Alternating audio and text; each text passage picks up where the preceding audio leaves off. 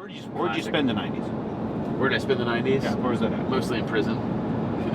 No, just kidding. Right, high school, huh? I spent the 90s in Tampa.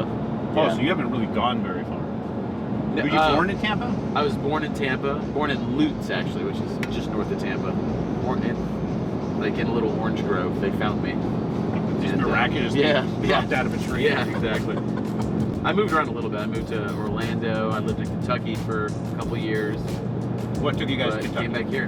I finished school up there. That's what I did up there. So Finishing school? Got my psych degree up there. Yeah. I didn't know you had a psych degree. I thought I was gonna be a shrink. Why psychology for you? For me, I thought I was gonna be a counselor. I thought I was gonna be like a family counselor. I was kind of on that track. When I got out of school, I realized there's it's a fulfilling profession, but to reach higher levels financially in that world, you really separate yourself from the people you're helping. So the people I wanted to work with, the families I wanted to work with, if I rose in that field, I'd essentially be an administrator. I wouldn't be working with them, right? So that's what I wanted to do. But then what I ended up doing was going into business. And as an entrepreneur, I think psychology was a far better course of study as an entrepreneur than any kind of business course of study.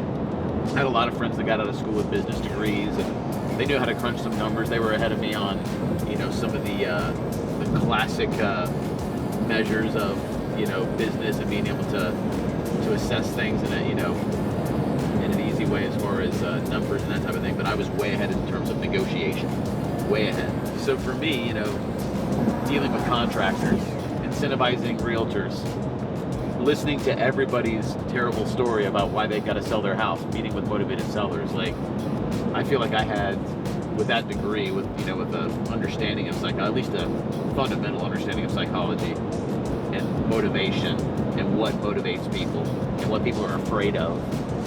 I think that just put me ahead in those terms, and then little by little, that kind of erased my deficits in any other classic businesses, just being able to negotiate.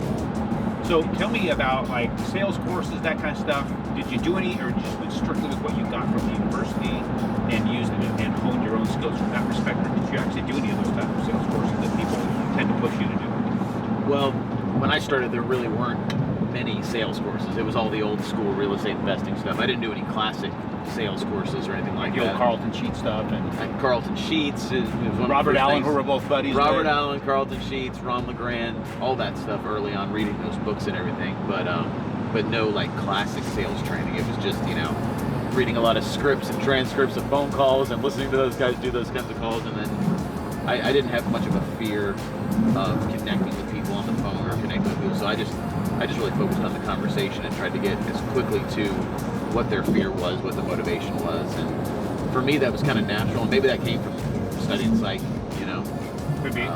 Understanding what's possibly going on in the mind of the person on the other side of the call. Yeah. Right? I never got to a point, even when we're, really started doing a lot of volume, I never felt like I got to a point where I didn't care about the person that I was talking to. Obviously, I wasn't in it for charity. I wanted to buy a property, but I always approached it from what was their problem and how can I solve it. And many times, people went with me and decided to sell their house to me, even when other people offered more for it, or when they had other options that could have yielded more. They felt certainty with me because I think they really felt like I was telling them the truth. It was just overt honesty. I said, look, here are basically 3 choices you have of what you can do. And if I were you, I would do this. But if you can't do that, you can do this with me. And I would just be as open and honest as I could. And for the most part, I was competing against home investors, franchisees, and people that didn't have a great approach, quite honestly. So they were easy to beat by just gaining the trust of the people.